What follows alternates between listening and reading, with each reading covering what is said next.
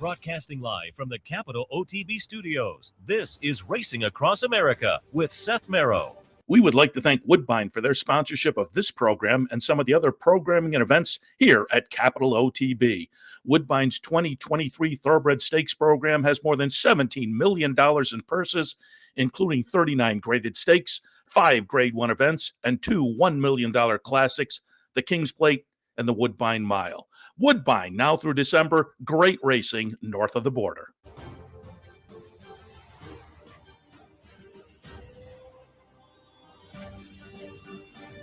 Good morning and welcome to Racing Across America on this Saturday morning. Seth Merrow in the studio. As noted a little bit earlier, we will have Rachel McLaughlin in just a few to take a look at Horseshoe Indy. A little bit later on, J Keeler Jonson from the Bloodhorse taking a look at the 3 dirt derbies today, Indiana, Iowa, and Los Alamos. I think that's how his piece in the Bloodhorse was titled, because, of course, there is the Turf Derby at Belmont. So a lot of great action this afternoon in the last weekend with racing across the country, pre-Saratoga. And we've all been counting down the days there. And I'm just trying to pull up here because I do have stats. We are the last weekend at Belmont. So it'll be a little bit interesting. Well, I say that, and I'm pulling up the Chad Brown entries because I pulled up the leaderboard for Belmont last night on Equibase. So coming into the last 2 days of the meet, the jockeys race is going to be fun. We've been saying that for 4 or 5 days now, 4 or 5 racing days. Jose Ortiz actually has a 2-win lead over his brother Irod, 55-53. They're clearly ahead of Manny Franco at 31. Flavian Prat and Dylan Davis at 23. Dylan Davis has been on a little roll the last week and a half or so, though. He comes into and Prat's been riding well, too. So they're both coming into Saratoga with a little momentum. But Jose Ortiz and Irod Ortiz, 55 for Jose, 53 for Irod. The last 2 days could be fun. On the trainer's side, though, and as I say, I looked it up, Linda Rice at 33 and Chad Brown at 26. So it's when I first looked, I thought, oh, Chad has over the next couple of days 1, 2, 3, 4, 5, 6, 9 entered. And I thought, maybe it could get interesting with a crazy run, but 4 of those are in the same. He has 2 in the Belmont Oaks. He has 2 in the Belmont Derby. So essentially, it's Linda Rice. It's going to wind up to be. So congratulations to her on it. I suppose again 1, 2, 3, 4, 5, 6 with a complete sweep. Chad could do it. So I suppose it's not a done deal at this point, but pretty close. Also, some news, and I mentioned it earlier on the handicappers report. Wonder Wheel retired. That was announced yesterday, day before yesterday, in the racing forum.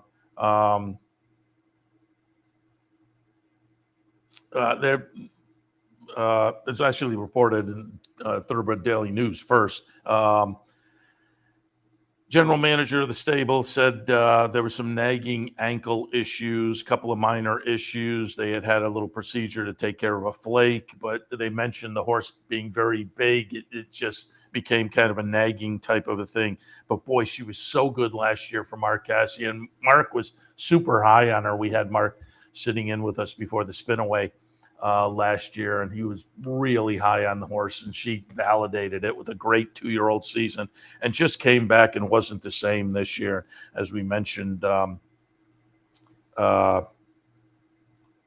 handicappers report, up in the Saline. The season finished second in the seasonal debut in the Suncoast Stakes at Florida. So right there, that was a little bit disappointing, but Mark Cassidy commented, he thought, good way to start the season. But then she finishes 6th in the Ashland, 9th in the Kentucky Oaks. And then last week up at Woodbine, she winds up a really disappointing 8th in the Grade 3 Saline. So she's going to be retired, is retired, but is headed to the Fasig-Tipton Kentucky Fall selected mixed sale in November, that Night of the Stars sale. I'll be interested to see what she attracts there, given that just absolutely phenomenal 2-year-old season she had. It really was just crazy. But sometimes they just don't come back the same. And again, if there was some kind of issues, and again, noting her size and whatnot, and you string 3 together like that, and Mark Cassidy had said, bring her up to Woodbine. Weather's maybe a little bit nicer. We'll kind of regroup, see what she does on the synthetic. And the performance last weekend said, yeah, it may be time. And so Wonder Wheel off to the breeding shed. Well, next year off to the breeding shed, off to the sale before that this fall. Cody's Wish, according to a Mike Welsh article in the Racing Forum yesterday, likely, according to Bill Mott as well, likely for the Whitney. Had a nice little work yesterday right up at Saratoga on the Oklahoma track. The article quotes Bill Mott as saying, I'm leaning towards the Whitney. I'm 99% sure right now that's where he'll run next.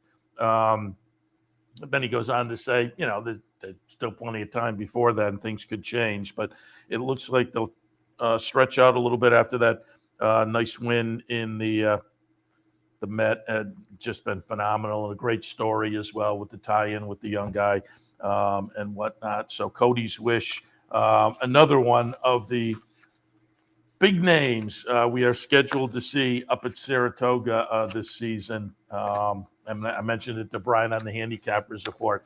Been talking about Saratoga and some of the big performers coming up for at least a month and a half as we watch stakes at other venues, and saying, wouldn't be surprised to see with these connections, this one up at Saratoga and this one and this one. So it's shaping up, as is the norm. Great stake summer up there. But Cody's Wish in the Whitney will add to it, because as I always say, we have fun. We want to bet. We want to win bets. But I don't think I'm alone. The stories are a lot of fun as well. And when you get a horse like that can combine big wins with a great story, that makes it a lot of fun. So looking forward certainly to Cody's Wish up at Saratoga. All right, we'll take a break. As noted a few minutes ago, we'll be joined after the break by Rachel McLaughlin from Horseshoe Indianapolis on their big day, Indiana Derby and Indiana Oaks. We'll talk all of that right after this. A little bit later on, we'll concentrate on some of those other derbies on the day as well, as we continue here on Racing Across America. Stay tuned.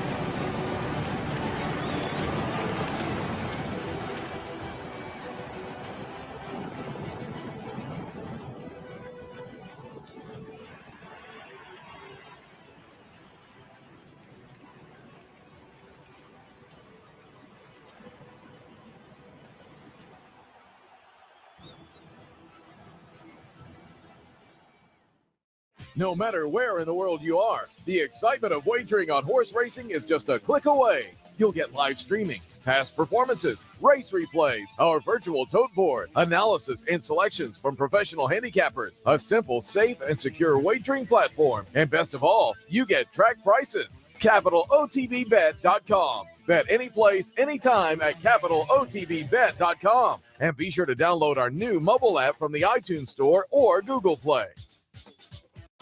Capital OTB is now streaming live on Roku. The RTN Racing channel on Roku lets you watch OTB TV live through your Roku device or your Amazon Fire Stick, rather than being limited to computers and mobile devices, which means you can now watch OTB live wherever you are. Simply open Roku, scroll to find the RTN channel, then click on OTB TV. OTB TV on Roku. Try it now. Welcome back to Racing Across America. As promised before the break, hey, it's our old friend Rachel McLaughlin. Haven't had Rachel on in quite a while, but when we did the weekday morning show, we had a whole lineup of folks that were regulars, and Rachel used to be one of our regulars. Haven't talked in a while though, but I thought nobody better to reach out to on the big day at Horseshoe Indianapolis than Rachel McLaughlin. Rachel, good morning. Yeah, hey Seth, I'm glad to be back. Yeah, it's been a while. We've seen each other at some racing things over the years, but it's been a while, but I'm glad to be back. Thanks for having me on. Happy to have you back. Always enjoy watching you. During the race day, I'm in here doing the handicapping show in the afternoon, and have a bunch of monitors going and enjoy watching you, enjoy following your Twitter feed as well. And speaking of the Twitter feed, you can tie in a little bit, just talk about Horseshoe Indianapolis and how it's gone so far this season. But I pulled up a couple of pictures. I think July 3rd they were dated, so just a few days ago. Big crowd on the apron. So how's the season going out there? Yeah, you know what? It's going really well. We are up every day handle Nice. over last year. There hasn't been one day that handle has not blown last year's out of the water, which is always good. Eric really kind of our schedule is obviously a little different, and we jump around to where it fits for us and where there's not, we have the best opportunity to get the most eyes on our racing. So it's really, really paid off. The crowd for that drone show, I think people were kind of interested in, hey, everybody goes and sees fireworks, but they heard drone show and they really came out for that. The band was awesome. It was a really good day, and the racing was top notch too. Yeah, we just showed the pictures that you had on Twitter, and always nice to see a nice crowd like that sitting out on the apron. Also, I pulled up last night on Equibase the human side of things out there so far this season. On the jockey side of things, Marcelina Pedrosa has a little bit of a lead over De La Cruz, 39-38. Ramos sitting there at 37. Over on the trainer side of things, Gennaro Garcia has opened up a little bit of a lead on some of the others. Talk about the trainers and jocks so far this season.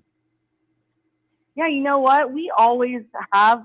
I mean, ever since we kind of moved our racing dates, it's been so competitive. I mean, other than the last years when back in the day when we used to run, in the evening, when we moved it to daytime, we got some Kentucky jockeys coming through, and then we got jockeys like Deshaun coming on a regular basis, and everything. It's really competitive. And then this young Ramos, I mean, Ramos has had 9 wins in 2 days.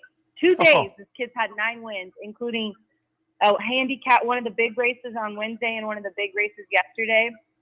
And he got his 500 wins this week. So if anybody is looking for any kind of handicapping angle that way, Ramos is the hot jock right now. Fernando's pretty hot too, De La Cruz. And then trainer-wise, Gennaro Garcia, he's got a great group of Indiana breds. Bruce Murphy was out here yesterday and met some of the, FanDuel people and was hanging out. He's a really good horseman and owner. So I'm lucky. The Indiana horsemen, the owners, we put so much back into the purse structure that we end up, attracting some really nice, great connection. So it's going really well. But yeah, Ramos is hot, and then Gennaro's our leading trainer right now. Yeah, and you don't have to go too far down the list to see some of the national names: Brad Cox, Steve Asmussen, Ken Hammond is always interesting to me out there in the Midwest. Jonathan Thomas. So yeah, it's just a nice leaderboard there on the jock and the trainer side. And before we get into the Derby and the Oaks, give us a little update. You and I were talking during the commercial. Give us a little update on weather situation.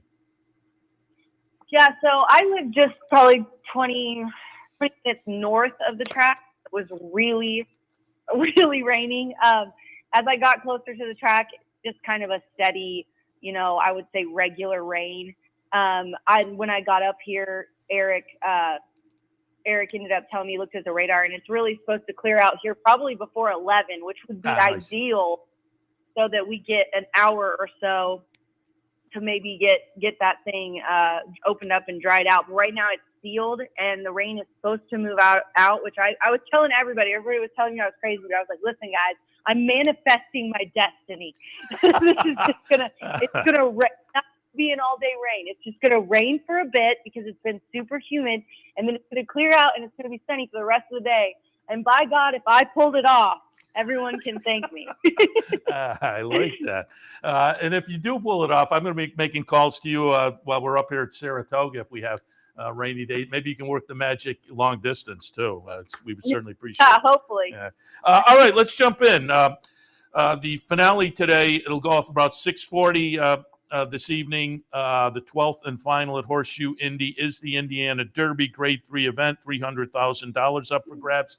I just did the handicapping show, and I said I was tilting strongly towards Verifying, and then I thought, you know what? He's not invincible.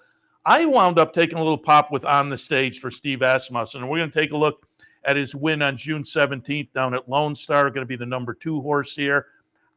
Again, off of this, it's a nice victory. It's a big step up, though, but I think I'll get paid if it works out. I have Verifying underneath. Hayes Strike is interesting. Cagliostro intriguing for Cherie DeVoe. But what are your thoughts on the Indiana Derby? You know what? I went down when they were schooling yesterday when Ricky was down there, Brad's assistant. And, you know, the Indiana Oaks came up one of the toughest, I think, and Ricky said this. He said, I think this is the toughest Indiana Oaks in a long time. And I agree. So in this race with the 2 scratches, the 3 is out, Active Fool, Ravelli, I cross-entered in Iowa, and then, or maybe it was Stay in Your Lane, the 6 is out. So with a couple of scratches, a shorter field, I don't know if I'm going to be able to go against Verifying in this race. I think that he, you know, he has some of the best speed figure in the group. You know, your horse, the On the Stage, I like a lot. He put up an 87, Verifying 89, that speed figure. So I think I'm going to go with the 5. I like your 4 a lot, but I really like Raised Cane, the Colebrook trainee, the 2, Juan Machado. I just think his running style, you know, he really comes from off the pace. And if we get kind of, I don't know what the situation is. That's what's really hard. I think I'm going to switch some things around today because we don't know, you know, is it going to stop raining? Is it going to be slop? Should we just go for speed in the slop? But his speed figures are really nice too. And he has a sloppy, you know, a couple sloppy races, muddy races, a win on the mud, you know, back at an Aqueduct in the Gotham. So it's going to be an interesting day. Do you play at that angle or do you just go with what you like and stick with it? But I think I'm going to go with Verifying on top, Raised Cane. And then I haven't decided who I'm going to put in my trifecta. I've left this for the very last minute. If you haven't noticed. And there's nothing wrong with that because, as you say, then you get a little feel for how things play as well. And again, I may be crazy going against Verifying. I mean, Brad Cox and company, but I just thought, you know, I don't think he's invincible in here. So I was going to take a little bit of a pop. A little bit earlier on the card, it is the Indiana Oaks Grade 3 event for the 3-year-old fillies going 1 1/16. Here I'm a little more master of the obvious. I went with Defining Purpose and I pulled up the Ashland. That was 2 starts back for Defining Purpose. She'll be the number 6 horse on the replay here. Tax comes out of the win in the Black Eyed Susan. Merlaza, I think, is better than we saw in the Black Eyed Susan. And I wouldn't be surprised to see that one kind of rebound a little bit for Brad Cox. But what did you see in the Oaks? Yeah, you know what? I can't decide. I couldn't decide between Merlaza and Defining Hope after talking to Ricky a little bit. She looked really good in the paddock yesterday. I mean, she looks fit. She said she's been training really well. She's had a little bit of trouble, you know, coming out of the gate that last time. I think you're right. I don't think we saw the best of her. Horses that do well at Oaklawn as well do really well here. So I like Merlaza, and I don't know if it's because I saw her yesterday and she just visually impressed me so much, and she was so, you know, Verifying. Ricky said he's just like an antsy kind of horse anyway. At Kentucky Derby, he was just like totally amped up, and he was like that in the paddock yesterday. He was very antsy, he couldn't sit still. She was super classy, super relaxed, didn't see any problem with it. Tax interests me a little bit. I think obviously has some nice off form. If we get to the end of the day and it rains again, you know, I throw that one in there for sure. I mean, 2-1, she's got an excellent shot anyway, regardless of if, you know, what the track condition is or not. And then a little bit of a long shot that I text Johnny Ortiz. He hasn't answered me yet, But I asked him what he thinks about Cloak of Mercy today. 3-year-old filly by Alamitos. She just broke the maiden, but coming from Oaklawn, I like a nice second on the slop, so she's not going to get on the off track today if it holds moisture and freaks out.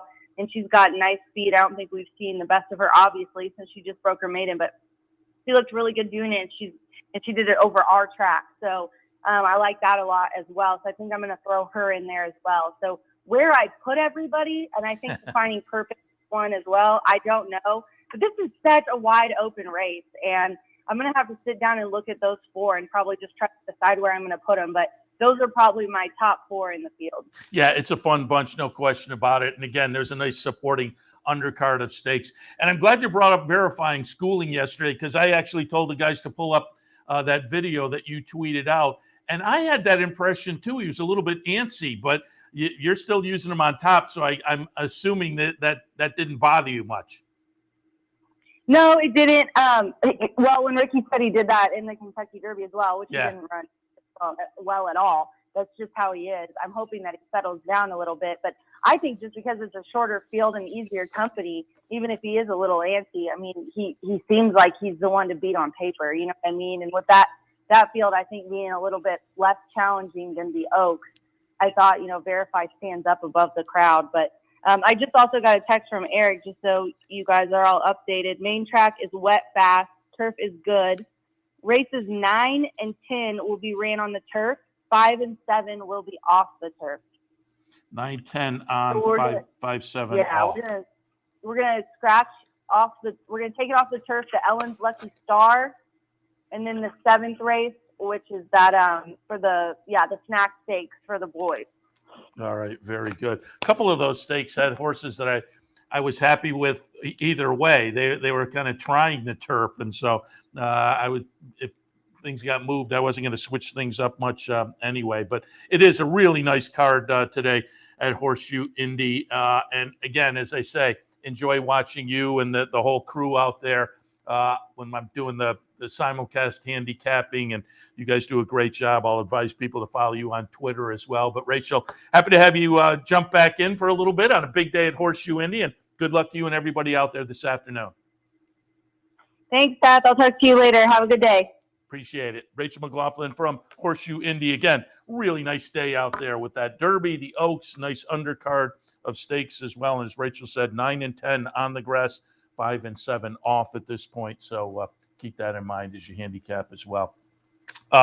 Just before we go to another commercial, I did pull up the June numbers came out, June handle numbers. So far this year, handle's down, and I'm looking year to date. 3% year to date handle is down.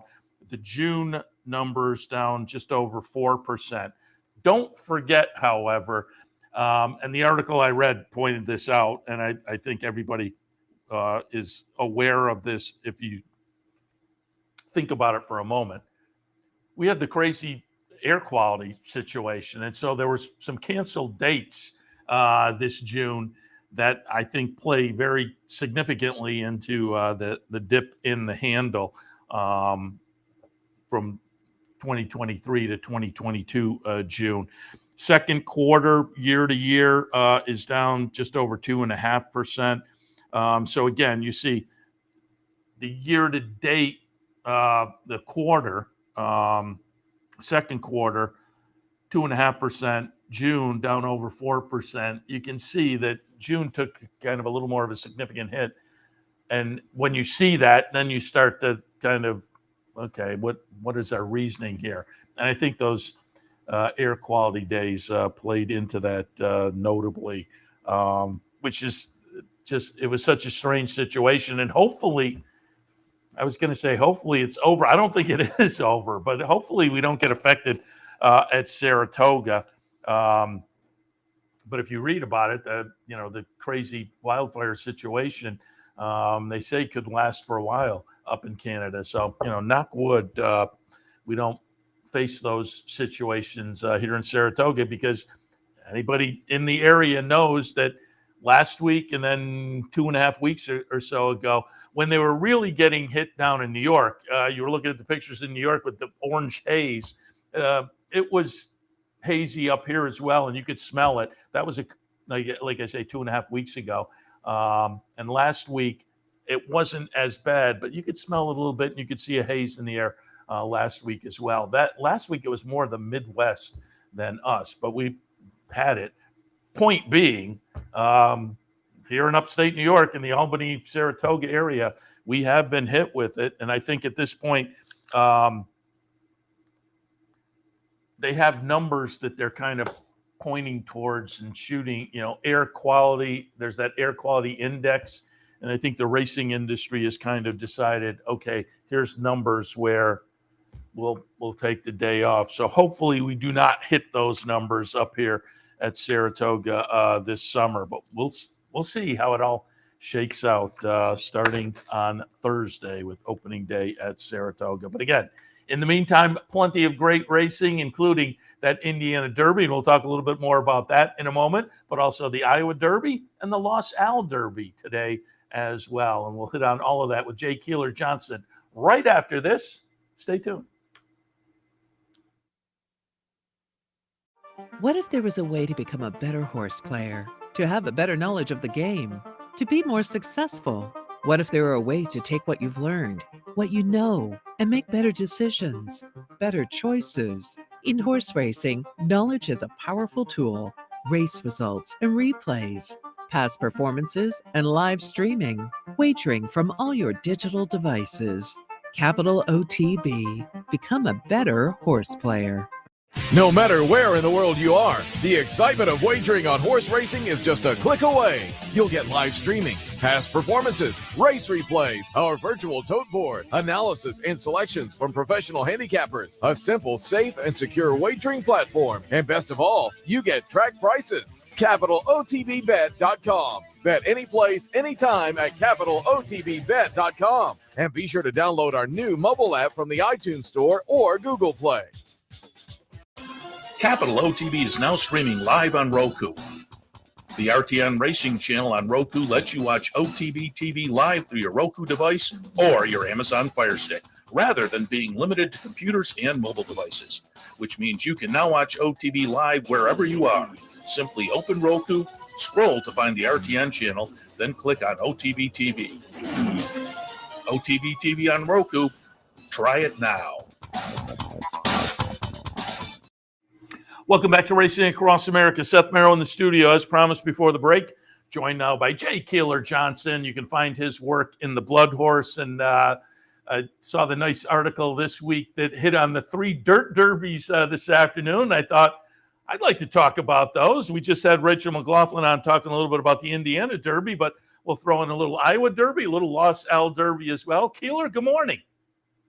Good morning. Thanks for having me on the show. Happy to have you on. As I say, it's going to be fun to talk a little bit about the 3-year-olds and the various derbies this afternoon. Before we do that, let me get your thoughts on the 3-year-old scene in general, because I've been saying probably since about Preakness week, this 3-year-old scene to me is totally up in the air.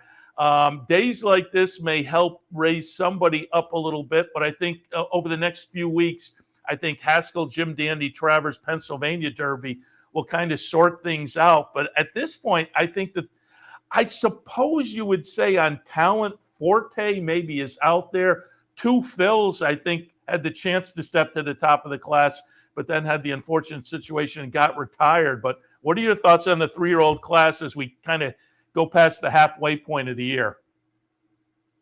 Well, I have to agree. It's absolutely wide open at this point. And that makes for a very fun second half of the year. It's always nice when someone steps up and dominates the first half of the year. That's exciting in one sense, but I really kind of like it when you head into the second half of the year and it's a totally wide open picture. Really boosts the importance of all these races. You can kind of look forward to seeing how it all unfolds. I'm probably with you there on Forte as maybe the kind of the division leader in a sense, but that certainly would be building off his success at age 2. And for the championship, I mean, it's anyone's game at this point. Looking forward to seeing how Mage can come back, because I think he ran deceptively well in the Preakness, given how slow the pace was. Maybe that was a little bit of an underrated performance. But you have National Treasure out there, the Preakness winner, Arcangelo with the Belmont. Really a shame that we lost 2 fills, because the Ohio Derby was an impressive run, and his Kentucky Derby was gigantic, given how close he raced to that pace. So, yeah, I'm really looking forward to seeing how it all unfolds, and I think these 3 races today are going to give us a little bit of clues as to who's going to be able to step up and target races like the Jim Dandy and the Haskell and the Travers. Looking forward to it. Yeah, I definitely think there's the possibility that horses could step out of these races this afternoon. And, you know, kind of second string derbies, as it were, but you win here, then you move on and you try some of those races in the summer. And you stated it just, I think you have my thoughts exactly on Forte. I think at this point, talent-wise, people are kind of thinking, well, he may be the leader in the class, but if you were voting the Eclipse right now, his 3-year-old resume really isn't there. Mage may be if you were doing Eclipse right now with the Derby win. So, but again, we are waiting for the summer, and I agree with you. That just makes it all the more interesting. But that's what makes today interesting as well, with the 3 dirt derbies. And again, you wrote about them in the Bloodhorse, but we'll get some of your thoughts, and we'll start with the Indiana Derby. I just had Rachel McLaughlin on, so we just talked about this a little bit, and I said I was originally going to go with Verifying. She did, and I don't argue. Verifying is going to be the one to beat. I thought On the Stage was a little bit interesting for Steve Asmussen off of the last 2 wins down at Lone Star. Lightly raced, maybe there's still some upside potential. So I'm going to take a little pop there. But we're going to take a look at the Matt win from June 11th. Disarm is going to be the number 2 horse on the replay. Going to win half length behind is Verifying. So Verifying coming out of this, Matt wins second to show up this afternoon. And I'll also tell people to watch the third place finisher, number 3, Bo Cruz, because that horse coming up a little bit later to talk about in the Iowa Derby as well. But Verifying, certainly the one to beat for Brad Cox. What are your thoughts on the Indiana Derby? Well, I think specifically in talking about the Matt win, I have a pretty high opinion of the Matt win as a race this year. I think it was a really strong addition. You have Disarm, who won the Matt win, and he's always felt like a horse that has been held in very high regard. Like, there's a lot of talent and potential there, and he really has shown flashes of it throughout the spring when he was second in the Louisiana Derby and 4th in the Kentucky Derby. And then he won the Matt win, and really liked Disarm's performance that day, where he closed from a little bit off the pace into some pretty strong closing fractions. So that's kind of the basis of some of my handicapping opinions this week, is that the Matt win was a very strong race. I think we'll see Disarm come out of that and do well this summer. And kind of by extension, I really like Verifying coming out of that race. Verifying is another horse who has shown those flashes of talent for a long time. I liked his debut win at Saratoga last year, liked him in the Champagne when he was second. He ran in the Kentucky Derby, and that's kind of a throw-out race for me just because the pace was so fast. Yeah. They went 45 and 3 for the half mile and 110 flat for 6 furlongs, and the 3 speed horses all burned out, finished way back. But Verifying showed no ill effects from that. He came back, ran in the Matt win, tracked a modest pace, had the lead in mid-stretch, just failed to hold off Disarm, but he pulled well clear of the rest. It was more like his bluegrass effort, where he tracked the pace, had the lead in mid-stretch, just missed late against Tappet Trice, came back and was third in the Belmont. Verifying was almost 6 lengths in front of Blazing Sevens, who came back and just missed in the Preakness. So you just kind of look through Verifying's record and his form lines and who he's been up against, and he's taken on and even beaten some really nice horses, even going back to last year. I wonder if this Indiana Derby is just the perfect spot for him to finally get a stakes win. It's maybe, even though it's a grade 3 just like the Matt win, I think this looks like an easier spot on paper. And looking at the race day changes this morning, there've been a couple scratches from the Indiana Derby. Stay in Your Lane is out, but also Act a Fool has scratched, and that takes some of the speed out of the Indiana Derby, maybe leaves the number 1 horse, Transect, as the most likely pace setter. So I'm thinking that Verifying is going to get just kind of his dream trip, tracking the early pace, and it's probably going to be a modest pace. And from there, on this sub-class drop, I think this will be his day.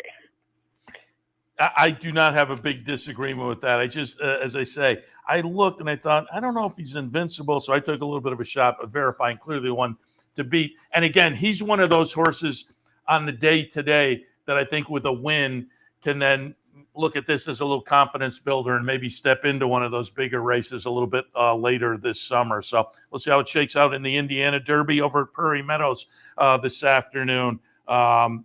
evening, actually. The Iowa Derby, a mile and a 16th. And I mentioned Bo Cruz. We watched him run third in that Matt win, but I also pulled up going back to May 6th, an allowance optional claiming win. Bo Cruz on the replay here is going to be the number 3 horse. This is a horse with only 4 starts in the career so far for Al Stahl, including a couple of wins. That includes the one we're looking at right here. But in the Iowa Derby, also Brad Cox brings in Eyeing Clover for Marcel Graham's 10 Strike Racing and Company. Steve Asmussen has Black Powder in here. Dennington for Ken McPeak, I think, is an interesting contender as well. What are your thoughts in the Iowa Derby? Well, I think this is by far the most competitive of the 3 dirt derbies today. You've got the gigantic field, and like you said, so many talented horses from prominent barns meeting up today. We have 14 entries. I'm guessing that Ray's Kane is probably going to scratch. He's cross-entered in the Indiana Derby and didn't show up in the Indiana Derby scratches this morning, so I'm thinking he's going to be passing the Iowa Derby. But yes, you have Bo Cruz, and in a large field like this, I like that Bo Cruz is a pure front runner and should have every chance to just get out in front and stay out of trouble. I liked, like I said, the Matt win as a race, thought it was a really strong renewal this year. So Bo Cruz set the pace that day, and it wasn't a particularly fast pace over a sloppy track, but held on to finish third behind Disarm and Verifying. This looks like an easier spot, certainly, than the Matt win. Loved his allowance win on Kentucky Derby Day at Churchill Downs, and he was so impressive when he broke his maiden at Fairgrounds during the winter. If you like Brisnet speed ratings, he's the fastest horse coming in. I just kind of think that this is maybe an even bigger class drop than the grade 3 to listed stakes maybe even suggests.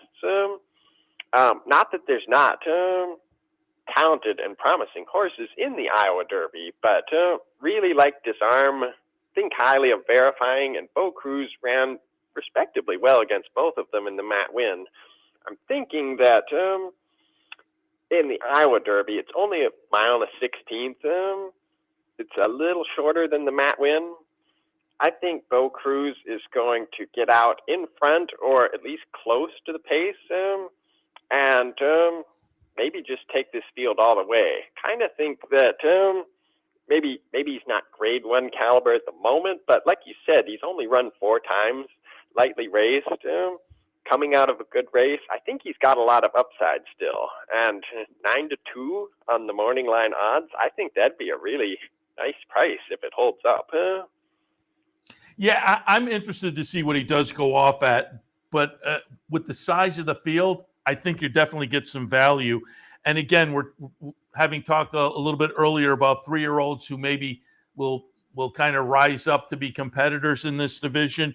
At this point, you're in a race like the Iowa Derby, you're looking for some lightly raced horses who maybe have real upside. And Bo Cruz is one of those. Iron Clover, Black Powder for Steve Asmussen. Dennington had shown some ability for Ken McPeak a little earlier in the career. I'm just not sure. He may be finding his level here, but I think there's some horses with nice potential going forward. So fun race. And Bo Cruz, I agree, very intriguing in there.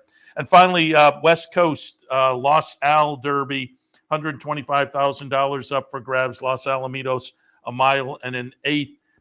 It's a field of 6, but it's kind of a fun field. And again, there's some 3-year-olds in here who can make a little noise going forward. One of those would certainly be Reincarnate. We're going to take a look at the Sham going back to January. Reincarnate's going to be the number 4 horse. Showed some ability there and didn't quite live up to it, running 3rd in the Rebel and 3rd in the Arkansas Derby subsequently, and then 13th in the Kentucky Derby, but comes back on Saturday for Bob Baffert. And Reincarnate, very intriguing. Skinner, who I think a lot of people were intrigued with after the Maiden Breaker in February, but then he was 3rd in the San Felipe and the Santa Anita Derby, has a little bullet work towards the end of June for this comebacker. Smart Mo for John Sheriffs, who also trained Skinner with only the 1 start on the resume so far. As I say, it's a short field, but intriguing. Your thoughts on the Los Al Derby? This is probably the race that I'm most looking forward to today. It is the smallest field, but I think there's a lot to dig into here and a lot to look forward to and see what happens. I've been a big Skinner fan since he broke his maiden back in February. Really liked that run, and then thought he ran really pretty well in both the San Felipe and the Santa Anita Derby. In both cases, kind of made some eye-catching moves around the far turn. And I like to see that, where you have that acceleration around the far turn. Really kind of eye-catching. And he didn't quite sustain it in either race. Flattened out in the San Felipe, though that turned out to be a deep race. And then the Santa Anita Derby, he was wide throughout, lost by only half a length to Practical Move, who saved ground all the way. So Skinner has always felt to me like a work in progress. Like there's a lot of talent and potential there that he's not quite delivering on yet. And I'm really optimistic that we could see that over the course of the summer, where he may start to put everything together and get a big win, get a stakes win somewhere. I think there's a lot to look forward to with him. I don't know if this race today, though, is mission critical for Skinner. He missed the Kentucky Derby when he came down with an elevated temperature, and then he was slated to run in the, I believe, the Affirmed Stakes, but didn't train satisfactorily leading up to the race, so they pulled him out of that. He has big targets for the summer. I believe John Sheriffs mentioned the Jim Dandy in a Daily Racing Form report as a possible target, but they need to get a race into him at this point after missing a couple of intended runs. And I wonder if this is kind of like a means to an end, where they just kind of need to get Skinner back into action after the 2 scratches. This is a small field with very little pace, and Skinner is, to date, a pure late runner. I'm thinking maybe the setup won't be quite right for victory today, but I'm really hoping that we can see him put in a nice run late, and even if he was kind of a late running second, I'd view that as a big promising sign of maybe exciting things to come in the summer. But for the win today, I think Reincarnate has a strong chance.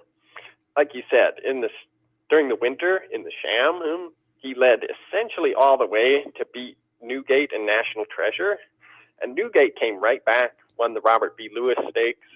National Treasure, of course, went on and won the Preakness. And nothing has quite gone Reincarnate's way since then. In the Rebel, he got a poor trip, got shuffled back early. He's always up and on the pace, but in the Rebel, he dropped back to 9th early on, actually rallied pretty well. Despite some traffic in the home stretch, he gained a lot of ground to finish 3rd. Then he went in the Arkansas Derby, and maybe was a little disappointing that day, coming home 3rd. But as I recall, there was a lot of wet weather in California during the winter, and there was a number of canceled training days. Maybe just wasn't the perfect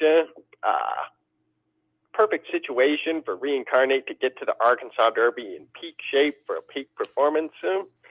Then, of course, he goes to the Kentucky Derby, gets caught up dueling and pressing through the hot pace, finishes 13th, but that was the strongest finishing position of the 3 speed horses. The other 2 were Verifying, who we talked about earlier for the Indiana Derby. The other was Kings Barnes, the Louisiana Derby winner, who came back and just missed in the Pegasus Stakes. So I would even view Reincarnate's Kentucky Derby performance in a positive light, that he finished 13th, best of the speed horses, after being part of that pace. I feel like this Los Alamitos Derby is kind of a regrouping point for him, where he's come back with a couple of strong 6-furlong workouts, including a bullet at Santa Anita last month. Bob Baffert has gone 3 for 6 at Los Alamitos this meet. Now Reincarnate is picking up jockey Juan Hernandez, who rode Reincarnate in the Sham and hasn't been aboard since. So it's reuniting that successful team from during the winter. And I get the feeling that Reincarnate will go for the lead today. In this small field, not a lot of pace. I think going to the lead is his best strategy. He's run his best races on the front end. I don't think he's maybe as effective from a tracking or a pressing position. So yeah, I think that this is maybe just the perfect spot if he's catching Skinner at a point where Skinner's looking to get in a prep run for bigger things down the road, the small field, not a lot of pace. So that's my thought there, that this is probably going to be Reincarnate's day. But even beyond the top 2, there's a lot of potential in the other Los Alamitos Derby entries. You have Smart Mo, you mentioned him briefly, a debut winner for John Sheriff's, racing a mile at Santa Anita. That was a nice run, and the runner-up was 11 lengths clear of the 3rd place finisher. There's promise there. Even the rail horse, Yellow Brick, he's a maiden so far, but he hasn't missed the trifecta in 6 starts. Ran 3rd against Skinner when Skinner broke his maiden. You could maybe make a case where one of these could step up and maybe get a spot in the top 2.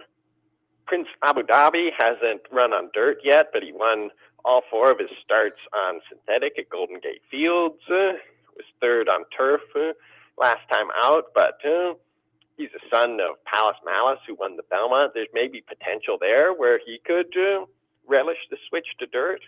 So, like I said off the top, there's a lot to look forward to in this race, and I'm really kind of excited to see how it unfolds. Yeah, and again, relating to the conversation we've been having right along, Reincarnate and Skinner, I think both have that potential and have shown that potential, just haven't quite lived up to it, but have the potential to maybe make a little noise in the second half of the season for a 3-year-old crop that is a little bit undefined. So it's another one of the fun races this afternoon for the 3-year-olds.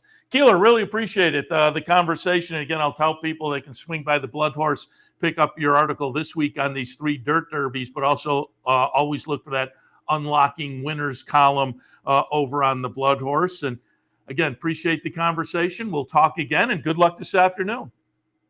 Oh, thank you very much. This is fun. Appreciate it. absolutely to talk a little bit about a 3-year-old crop that is very exciting. J Keeler Jonson from the Bloodhorse. We'll take another quick break. We'll come back and wrap it up for Racing Across America on this Saturday morning. Stay tuned.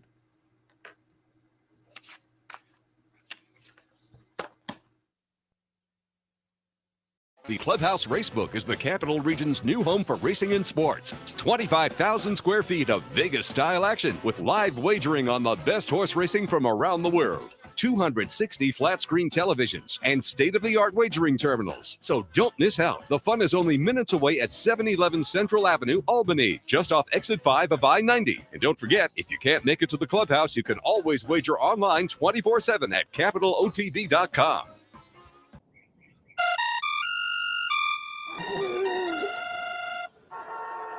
Come on. I want sales reports on my desk by Monday. Whoops. My bad. Love racing? RTN brings you every live simulcast on your home television, plus live video streaming and race replays on your PC and mobile devices. To order, visit rtn.tv. RTN, a breed apart. Capital OTB is now streaming live on Roku. The RTN Racing channel on Roku lets you watch OTB TV live through your Roku device or your Amazon Fire Stick, rather than being limited to computers and mobile devices, which means you can now watch OTB live wherever you are. Simply open Roku, scroll to find the RTN channel, then click on OTB TV. OTB TV on Roku. Try it now. Welcome back. Before we wrap it up, went through that Horseshoe Indy card on the handicapping show earlier, so already introduced you to some of their undercard stakes. But on the Iowa Derby card at Prairie Meadows tonight, the Iowa Oaks Grade 3 event, $225,000, field of 7 in here. Kenny McPeak has Stellar Lady, who won a little allowance at Horseshoe Indianapolis last time. 9-2 on the morning line. 5-2 favorite is Imonra. Again, I'm guessing there. But Safi Joseph runner coming up from Gulfstream off a couple of wins. So nice little addition of the Iowa Oaks. And then the Prairie Meadows 8th today, the Cornhusker, $300,000. Mile and an eighth. This is a nice little field in here. Field of 10 scheduled. Skippy Longstocking is in here. Giant game for Dale Romans, our friends at West Point, off an allowance win last time at Churchill. Promise Keeper in here for Dallas Stewart. Cross-centered over at Indianapolis, however. Warrant for Brad Cox. Last time out, tried the Brooklyn. But prior to that, won the Jim Murphy at Churchill. Nice, as I say, field of 10 scheduled in the 8th at Prairie Meadows today, the Cornhusker. So again, some nice stakes action all around in the week before. Why do I say the week before? Because Thursday, it's opening day at Saratoga. And let me just update you on some of the things that we have coming up here at Capital OTB in the coming week and really throughout the season. Coming up on Wednesday this week, entries will open online for the Play of the Day team. What that is going to entail, there'll be 50 people selected for the team. They will be kind of playing along all season long. Our friend Steve Bick, he's going to be back for Play of the Day, along with Kevin Cox and Brooklyn Cowboy. They'll be alternating on the handicapper support in the morning, tossing out a Play of the Day. $100 will be wagered. They'll be kind of across the board. I think it's maybe 50, 30, 20, but $100 wagered each day on the Play of the Day. And the team splits up the winnings at the end of the season. So again, entries for the Play of the Day team will open up Wednesday and go until I think the following Tuesday. And then the team is going to be randomly selected from that group. Also coming up, obviously it's opening day at Saratoga on Thursday. If you can't make it to the track, stop by the Clubhouse Racebook because we'll have a prize wheel Thursday. That's going to be kind of an every Thursday thing this month. Clubhouse Racebook. Come on down and take your shot to spin the prize wheel. Every Friday at the Racebook, $100 trifecta challenge. Friday is also going to be the return of the bounty bet at Saratoga. Late pick 5 at Saratoga on Friday. Saturdays here at the Clubhouse Racebook, there'll be a play the board contest. Sundays here at the Racebook, a double promo day. So really there's kind of something going on every day here at the Clubhouse Racebook the remainder of this month once Saratoga opens. So if you can't make it up to the track, come on down and enjoy the action here at the Clubhouse Racebook, where not only can you watch and enjoy and wager on the racing action, there'll be a little extra something each and every day. Should be a lot of fun throughout the month and throughout the season as well. Oh, and I didn't mention Friday, and that this will be every week throughout the season. I'm going to have a Sunday show pool, a Sunday show parlay pool. Easier said than done, although we had the crazy play a couple of years ago where start with $100 and we parlay 5 show bets during the afternoon up at Saratoga. And a couple of years ago, we turned the 100 into a couple thousand. But there's also been some whiffs because it's not as easy as it sounds, even to get 5 horses in the money to show. But we'll be giving it a shot every Sunday, and every Friday, entries will open online for that week's team, and the team will be determined on Sunday morning, and then we'll put out the plays and whatnot. But a new team every week for this Sunday Saratoga Show Pool Bankroll. Should be a lot of fun, so keep that in mind also. Going to be a fun season, Saratoga season. And again, if you weren't watching earlier, I said earlier this week that we were going to kick things off on the TV side tomorrow. That is not the case because, again, it's a big job moving all the equipment from here up to there, getting everything plugged in and whatnot.